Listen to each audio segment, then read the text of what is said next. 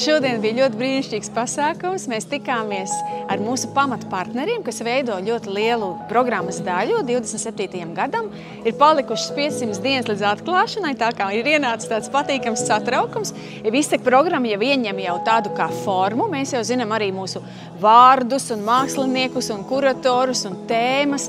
Man liekas, ka Eiropas kultūras galvaspilsētas status ļoti daudz ko dod gan tai vietai, kur tas notiek, gan arī visiem tiem cilvēkiem, kas saņemās un sabrauc, jo līdzinējā pieredze citur pasaulē liecina, ka tā pilsēta uzplaukst kaut kādā pavisam citādā gaismā. No vienas puses liekas, ka 500 dienas ir daudz, bet mēs zinām, cik ātri paskrien gadi, tā kā es esmu iesprindis.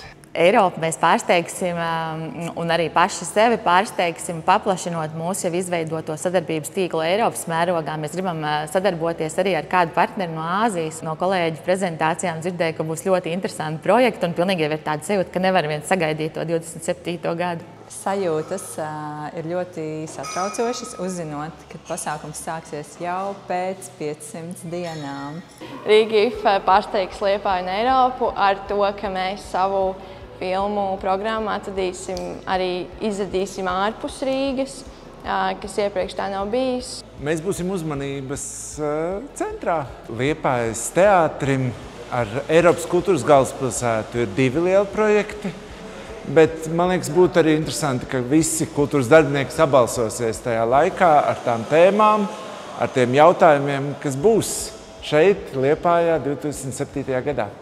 Es biju patīkami pārsteigta, ka ir ļoti daudz vizuālās mākslas notikumi, kas man pašai laikam ir vistuvākie, bet nemazāk tuvu man ir mūzikas notikumi. Mēs esam vairāk kā gatavi, jo visi mākslinieki arī jau ir gatavi. Ir sajūta, ka ir vēl jāiegulda ļoti liels darbs, jo ir ļoti liela atbildība.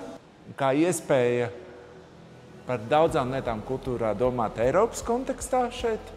Un cerams, ka radīsies vairākas ieceres, kurām varēs rast turpinājumu. Liepāja māca pārsteigt, un ja tai pievieno vēl visas šīs kultūrālās vērtības, par kurām mēs šobrīd domājam un kurām gatavojamies, ir pilnīgi skaidrs, ka Liepājai pašai būs jauni vaipsti sejā un cerams, ka tā tos nezaudēs arī pēc šiem svētkiem.